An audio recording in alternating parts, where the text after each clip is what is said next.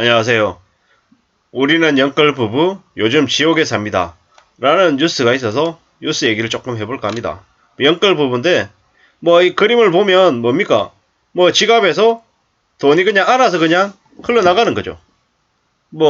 보니까는 애들 둘 있고 부부와 이 4인 가족인데 4인 가족의 생활비가 그냥 알아서 날아가는 거죠.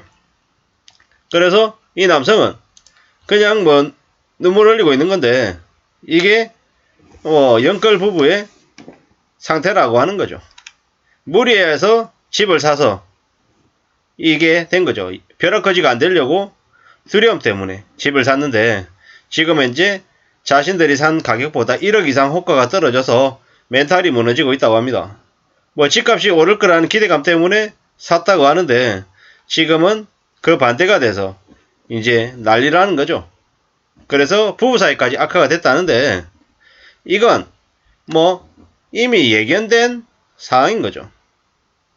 너무 무리해도 무리를 너무 심하게 한 거죠.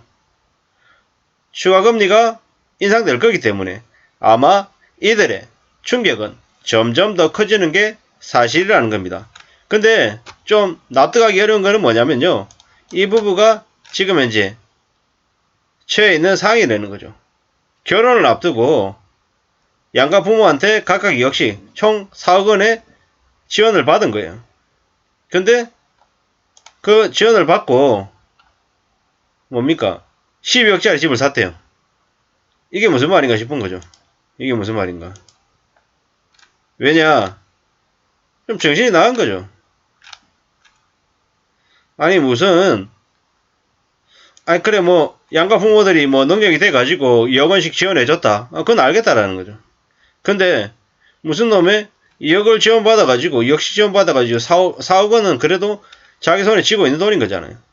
근데 무려 나머지 8억 원을 대출로 낀 거래요. 대출로. 이게 무슨 말이냐는 거죠. 이게. 그렇게 해서 12억짜리 아파트를 샀다는데요.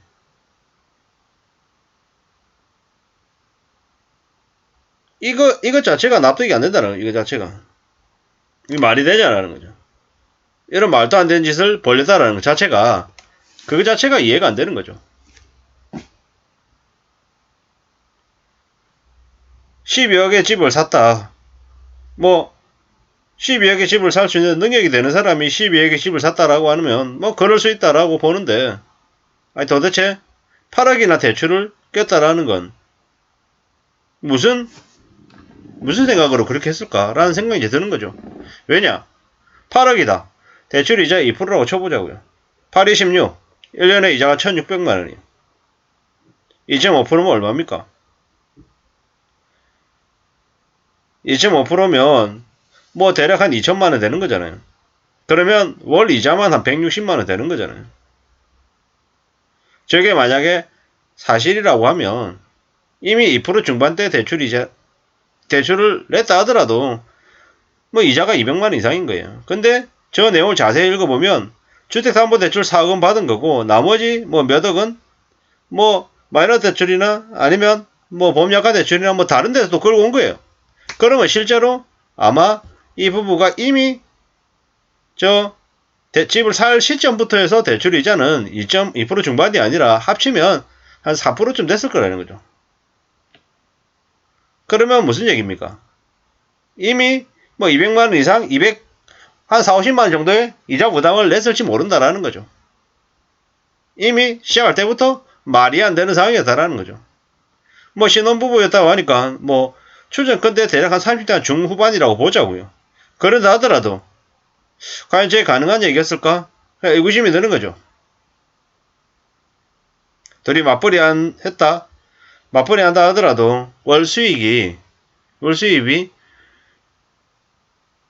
700 됐을까? 실수령액으로? 이런 생각을 해본다 하더라도 부담이 되게 적진 않았을 텐데 에이 정말 저게 사실일까? 거짓말일 거야. 이렇게 생각할 수도 있지만 실제로 제 주변에 후배들 얘기 들어보면 어느 정도는 저런 상황이 되게 많더라고요.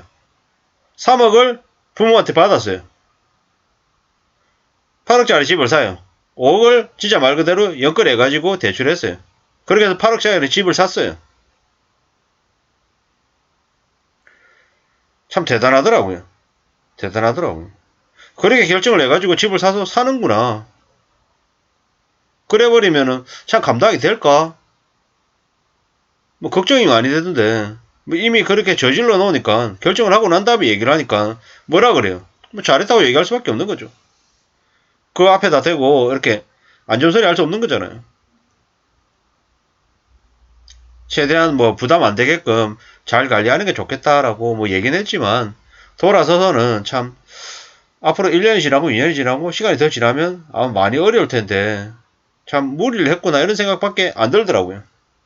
뭐 언론에 저런 뉴스가 나오면 에이 12억짜리 집을 사는데 8억을 대출했다고? 에이 거짓말일 거야 라고 생각하기도 하지만 다른 한편으로는 뭐 주변에 이제 8억짜리 집 사는데 5억 대출 받고 또 5억짜리 집을 사는데 5천만원 가지고 대출을 해서 샀다고 하는 얘기를 들어보니까 그래 그게 가능하기도 하겠다 뭐 이런 생각이 드는 거죠. 아는 지인 중에는 5억짜리 집을 사는데 진짜 5천만원 가지고 4억 5천원을 빚을 내서 샀대요. 어떻게 했냐 그러니까 이제 그 친구는 이제 맞벌이를 하는데 남편은 남편대로 아내는 아내대로 각각 대출을 받은 거예요. 뭐 그렇게도 가능한가 보더라고요. 제가 뭐 자세하게 물어보진 못했지만 뭐 그렇게 해서 결국에는 끌어당겼대요.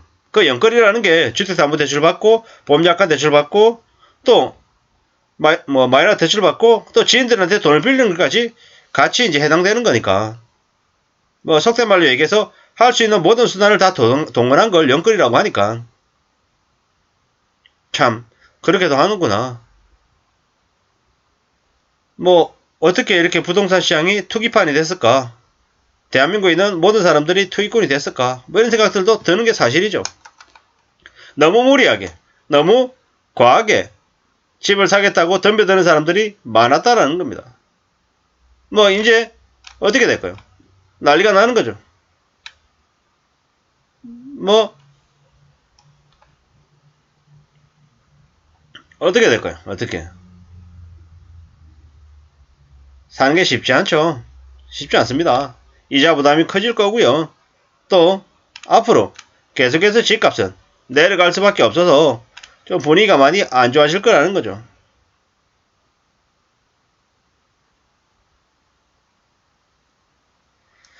집값이 문제가 아니라 집값도 문제죠. 집값도 문제고 3억 7천을 대출 받았대요. 금리가 4%일 때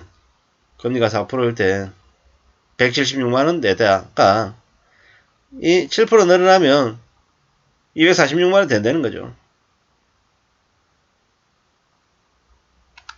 뭐 이게 계속인 거죠. 계속.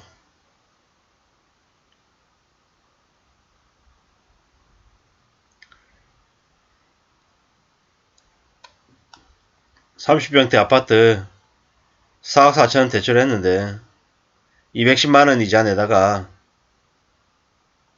291만원 낸다는 거죠. 30년 원리금 균등 상한으로 가정을 한 거랍니다. 아니 3억 7천만원 대출 받아가지고 월에 246만원 원리금 내면 어떻게 살아요? 어떻게 살 수 있습니까? 힘들 것 같은데요. 게다가 290만원 내면요 300만원 가까이 내면 어떻게 살아요?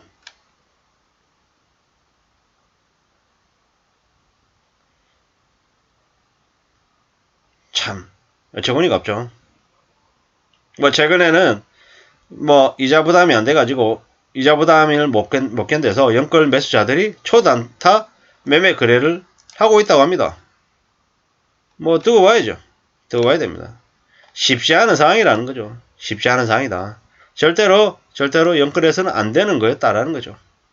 앞으로 기준금리는 계속 오를 거고 연끌에 산 사람들의 부담은 더 커지는 게 사실입니다. 앞으로 많이 어려워질 거다. 많이 힘들어질 거다. 라는 얘기들을 당연하게 생각해야 됩니다. 당연하게. 그냥 어물쩡 별일 없이 넘어갈 수 있을 거라고 생각하면 큰 코 다칠 거다. 라는 걸 더욱더 명심하면서 살아야 되겠습니다. 이상입니다.